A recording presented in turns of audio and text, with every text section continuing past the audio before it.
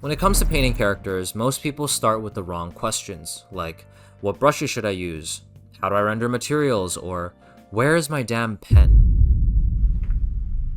And while some of these questions will forever remain unanswered, the answers to others are quite simple. It's not about what brush you use, it's about how you use them. For example, during my process, I use the round brush at least 75% of the time, and yet I'm still able to achieve really good results. And you shouldn't even be considering rendering, especially not during the early stages, or if you struggle to paint basic forms correctly. But more importantly, when it comes to painting characters, there's a simple process that most professional artists follow, and artists who don't know it often struggle in the process of taking their illustrations all the way to the end, and end up wasting a lot of time and effort going back and forth. So in this video, we'll be going through each of the key stages of painting a character step by step with examples so that you'll no longer be asking the wrong questions. So without further ado, let's get started. Okay, so as usual, let's just start loosely drawing in some poses. Except, hold on. When starting an illustration with a white canvas, so many artists get the first step wrong. Our first impulse is usually to start sketching immediately before we even decide what it is we're trying to say, like shooting instinctually rather than aiming first. But if we don't plan properly, we end up committing too soon to a shaky idea and completely missing the mark.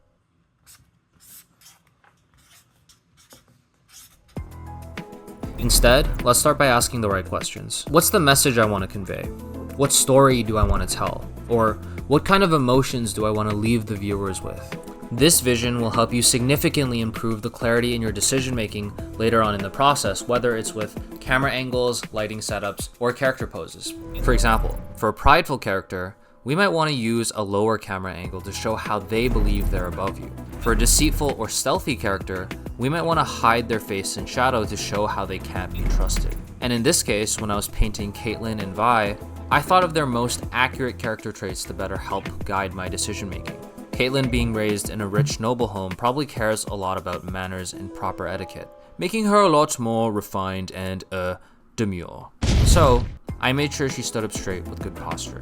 Contrast this with Vi, who grew up in the Undercity. These subtleties can make a big difference in the overall feeling of your image. By having a clear vision of what the character is about and the message you want to convey, making these decisions becomes very, very straightforward. And this way, you can finally start sketching with more intention. Last thing before we finally start sketching, let's talk about references. Most artists suck at finding references, and yet it's what makes the difference between good artists versus great artists. Let me explain. Finding references itself is a skill, and yet so many artists gloss over this very important step. Instead of taking their time to create a good quality reference board, they rush in blind, limiting them to only draw the things they already have knowledge and experience in, which isn't a lot. Think about it like this. If an AI uses thousands upon thousands of images to be able to generate one illustration, what makes you think you can do the same without at least creating a somewhat decent reference board as your database? It's like walking into an exam where you're allowed to have a cheat sheet and choosing to do it based off of your memorized notes anyways. If you fail to plan, then you plan to fail. But having the patience to create a reference board is only part of the answer. It's also about knowing where to find specific and accurate references. For example, using a 3D software to reference a lighting or posing scenario can save you tons of time in the long run. You can also reference solutions that other artists have already come up with. Take rendering materials as an example. Different artists have already discovered appealing ways of rendering different materials. So rather than trying to reinvent the wheel, why not reference their solutions and take the parts that you like? A great artist understands the importance of gathering quality reference, where to find them, and how to use them effectively.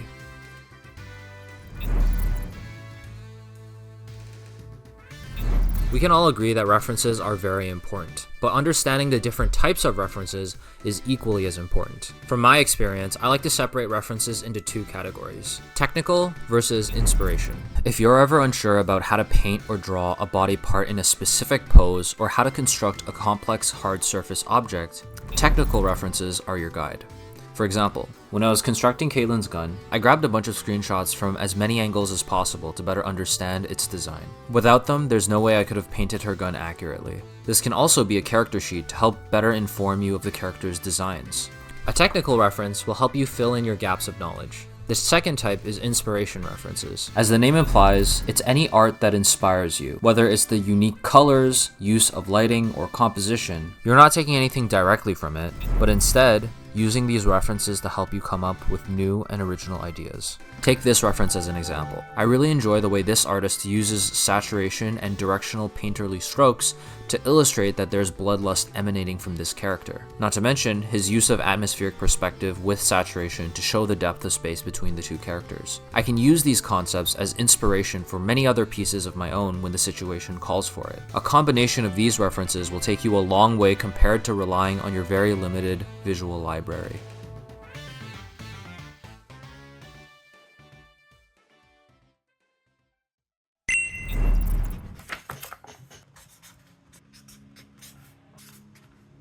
Now finally comes the fun part. Fun, but challenging. So how do we actually come up with a good sketch? And how do we do it consistently? From my experience, there are 3 crucial things that will make your poses both more dynamic and more interesting. Number 1. Your mom. Number 1. Twists, bends, and stretches. Dynamism comes from movement. So if we break the character down into its 3 fundamental components, its head, ribcage, and pelvis, the more extreme the bends and twists we have between them, the more dynamic the pose will feel. And just to demonstrate this concept, I'll add muscles to 2 different poses, one with some twists and bends, and another with none. It's a simple concept if you think about it, but unless you're aware of it, you might be left wondering why some of your poses still feel so stiff and why others don't. Just to be clear though, static poses aren't inherently bad either, it just depends on what your goals are. Like I said in the previous step, you need to know what your vision is. What story do you want to tell, and what do you want to convey about this character? If they are supposed to be in a calm, resting state, then a static pose would be far more fitting than a dynamic one. It just happens to be the case that dynamic poses tend to have more visual appeal and are more commonly used. But yeah, twists and bends will make your poses feel more dynamic. But this is only half the equation. Your poses will really come alive when we take into consideration number 2. Which is using the limbs to exaggerate the gesture. Building off of the previous tip, our limbs are an extension of the body. By constantly looking for opportunities to push the gesture, you'll inevitably come up with more dynamic poses. While twists and bends create the foundational movements, the limbs create an opportunity to push the gesture even further. Just as an example, if I went with the same pose we had earlier without the limbs, I would add the limbs so that they exaggerate the force going into the movement, which not only enhances the gesture, but also gives context to the body. Here's another quick sketch example where I'm looking for ways to pose the hand and limbs in a way where it pushes the gesture.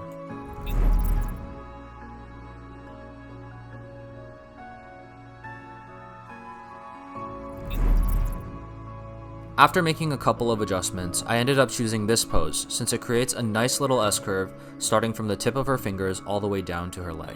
But what if I told you you could go even further beyond? This last tip is very situational, but if you use it correctly, it can make the most impact. And it's foreshortening. Everyone knows about foreshortening, but not quite how to use it.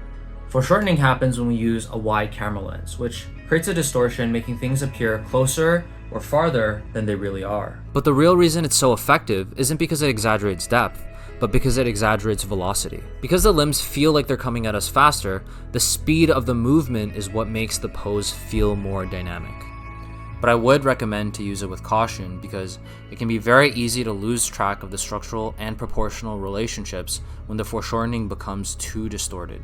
Just as an example, here's the homework of a student I'm working with. While most of our sketches were very solid, the sketches that had foreshortening were a little proportionally off. And so it's always important, if you do decide to use foreshortening, to control how much you exaggerate so it doesn't go overboard. Another thing is also to be aware of whether or not the foreshortening actually matches what's going on in the scene. And now here's a bonus tip, which is to push the acting. So far we've talked about all the techniques on improving your poses, but this one will be a lot more conceptual. Oftentimes, when we sketch and move on to the painting phase too quickly, we forget to take a second look and check if the pose is too generic or uninteresting. For example, when I was sketching out Old Vi, I had her leaning over in a casual pose, but I knew I could push the acting further. In this case, maybe we can have her lean in even more and exaggerate how relaxed her other arm is. This small change made the pose so much more interesting.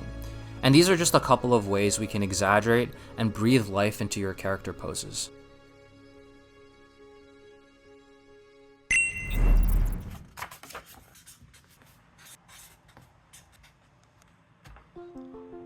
Now that you have the best sketch for your idea, we're making some progress. Next, let's talk about the block-in stage. The block-in stage is the second most important after sketching, because while you may have a cool sketch, without good values or an interesting lighting scenario, at best you have a good drawing, and at worst you have an unreadable mess. At this stage, many artists struggle with uncertainty and a fear that they'll ruin their drawing. So here's how I've taken so many of my sketches past this stage without sacrificing the essence of the sketch. I like to start by filling in the background with a midtone, and then a dark block-in of the silhouette, followed by painting the local values or colors of the character. This way, if we start with a darker base, we can add and layer different light sources on top of our character. This also works the other way around. We can start with a bright base and we can paint in the shadows instead. But I like to start with the darks just because I like to separate my layers based on different lighting sources, because it makes it a lot easier for me to understand. When it comes to lighting, it can dictate the overall read and mood of your character. So here are the three most important things to consider about lighting: intensity, the direction of your lights, and how many lights you use. Out of the three, intensity is the most important concept. The more intense your light source, the more contrast and attention it will bring to the given area. And we use that contrast to tell the viewers where we want them to look first. Therefore, we want to prioritize our lights, creating this sort of hierarchy of lights based on their intensity. This will help us show the viewers, in order, where the juiciest parts of the piece are. For this reason, we also want to avoid having two or more intense sources of light, as it can create competing focal points, causing our image to feel a little visually overstimulating. For example, in the Vi piece, the most intense source of light is coming from the window, and it pushes her character out. But if I made the warm light behind her equally as intense, you'll see how the background area now competes for the same amount of attention. Next, we have the number and placement of lights, and these two kind of go hand in hand because they both will be affecting the secondary lights we'll be adding. Secondary lights in general should be significantly weaker than our main light source. Besides the main light, I think having 2 to 3 secondary lights is more than enough. I like to place them at opposing directions from our main light just to show a bit of form in the shadow areas. And there are many different types of lighting setups, but here are the most commonly used ones. Rim light is a great way to push the character from the background by accentuating their silhouette. Spotlighting is a great way to draw attention to a specific area on the character for dramatic effect.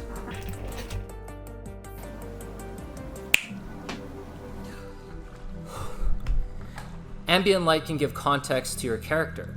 Because it's a soft, diffuse environmental light, it can make your character feel like it's a part of its contextual environment.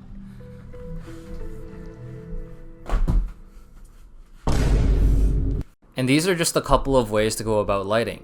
And if you focus on the concepts we covered earlier, the easier it becomes to create an appealing lighting setup to show off your character. Despite the fact that we now know how to block in our values and light our character, the longer we work on a piece, the more layers will accumulate and the more complex it will be to manage. And if you don't have a proper system to organize your layers, the more time you'll end up wasting in the process. So I highly recommend you check out this video where I go over all the styles of layer management and how you can find the setup that best fits your style, so that moving forward, you'll have a lot more flexibility, utility, and just an easier time navigating your setup.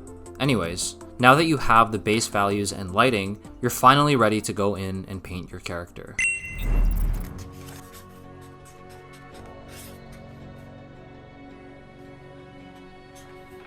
Painting your character should be pretty simple with everything we've set up from the previous steps. I used to struggle with painting characters the most because I'd confuse painting with rendering, getting too focused into the details too early on in the process while neglecting everything else, which is why it's also important for you to know the difference so that you don't jump the gun. While rendering can be done by painting, painting is not rendering. A lot of artists use rendering as a neat little trick to level up their illustration, and while it can make your illustration look better in the details, it's not enough to compensate for a lack of good fundamentals. The point of rendering is to polish the details, get rid of all the unwanted artifacts, and design the details in an appealing way. Before rendering and during the painting stage, your goal should not be to immediately render the details or textures, but to lay the foundations so that when you do render on top of the forms actually make sense. Like a tower, if your foundations aren't built wide enough, it can only be built up so high before it topples over. During the painting stage, our main focus should be to flesh out the forms accurately.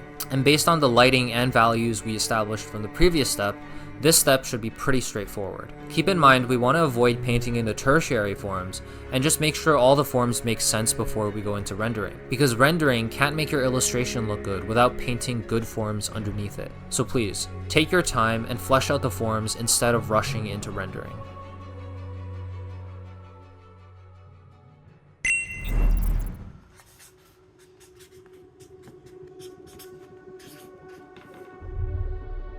Wow. Look at how far we've come. At this stage, we've reached a point of no return. You've already committed so much effort and time into this painting, and most of the bigger decisions have been made. If you've followed the previous steps correctly, we should have the foundations of a promising painting. So let's finally talk about the most exciting stage. This stage is where you really begin to feel your illustration come alive. The decisions we've made so far affect the bigger picture, but now is the time to let loose, to really get into the nitty-gritty. I want you to go so deep that you start painting every individual atom, every electron and the quarks they're made of. In fact, I want you to take that 1000x magnification microscope and zoom in as far as possible. Okay, jokes aside, you only need to pass a certain level of rendering to make it look realistic. The point of rendering is to show off the illusion that your image is detailed, not to actually paint every single nook and cranny. You don't want to be that one artist who spends half a year on a photorealistic painting only to realize no one's really looking at single hair strands or pores. They're looking at the overall texture of the hair or skin. And you can make your character look hyper-realistic without rendering everything.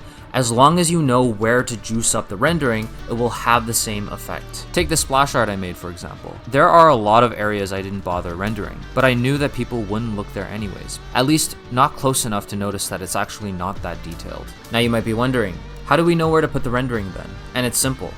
Focal points. My illustrations improved dramatically once I learned about focal points. Focal points are the areas in your illustration that will draw in the most attention, the highlights of your piece. So it's crucial as an illustrator to know how to create and use them. In my illustrations, I know of 3 ways to create focal points. One is by using contrast. Whether it's in value contrast, shape or size contrast. Contrast, by definition, will make a given area stand out. As long as our chosen area feels special relative to its surroundings, it will draw in attention and create a focal point. For example, in this fan art I made a while back, Fern stands out from the background because there's color-temperature contrast. Her skin and the wood are the only warm tones in the painting, making those areas more noticeable. The second way I create focal points is by using pointers. Pointers can be physical objects or visual effects that directly lead towards your areas of interest, directing the viewer's eyes and creating a focal point. But the most subtle yet effective way to use pointers is with eye contact.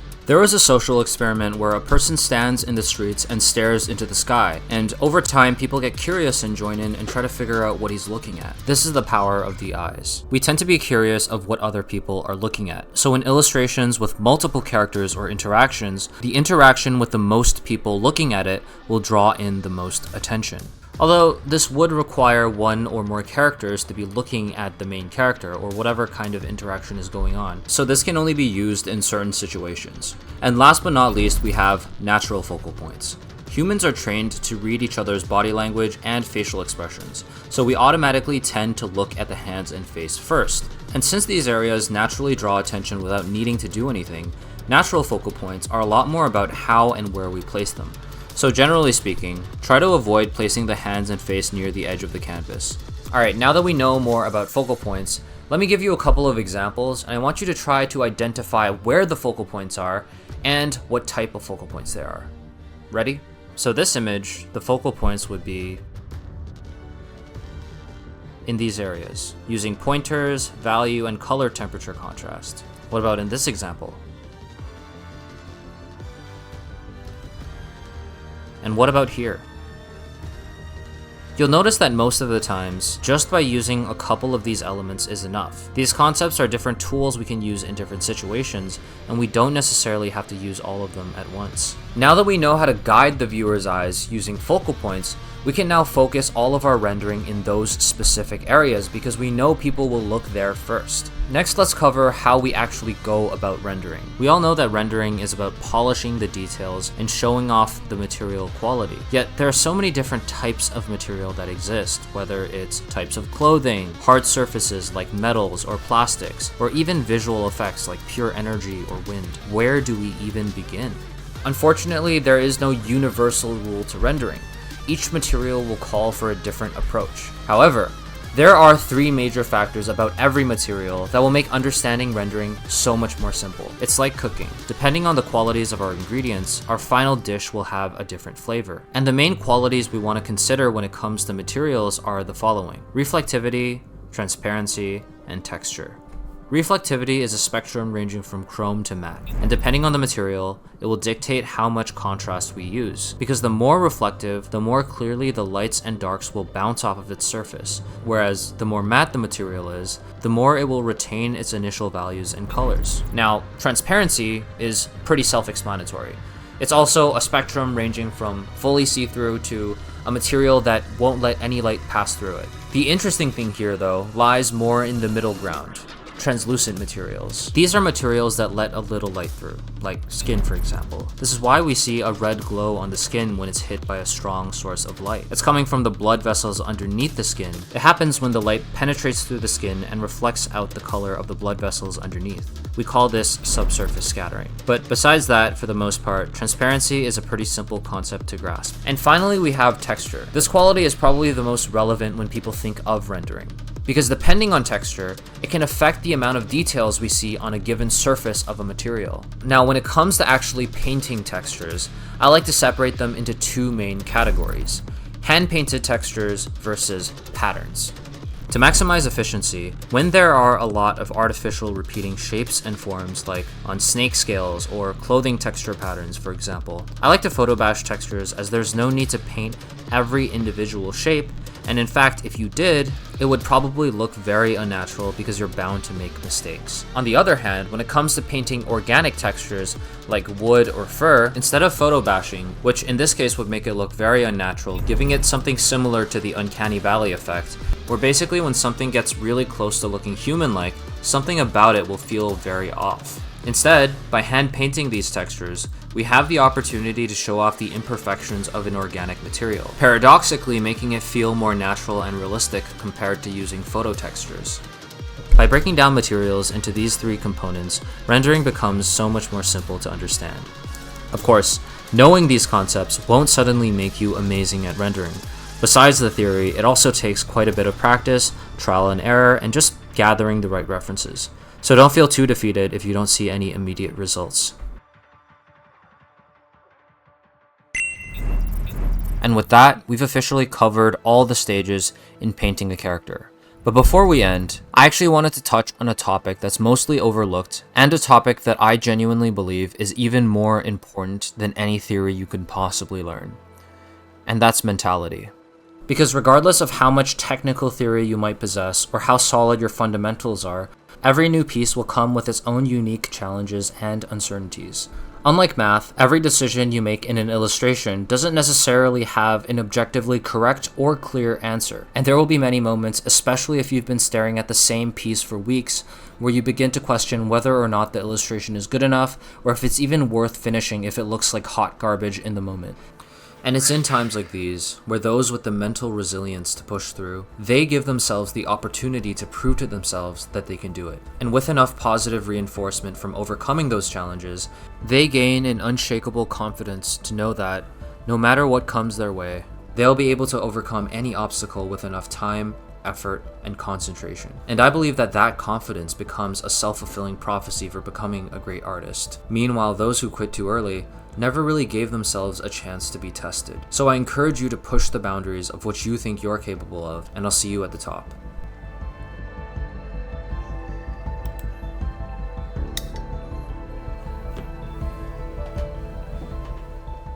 I hope that this video was of some value to those who still feel stuck on their art journeys.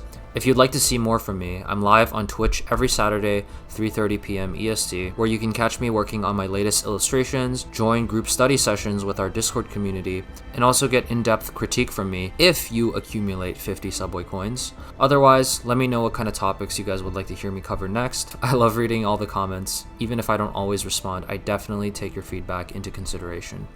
Cheers.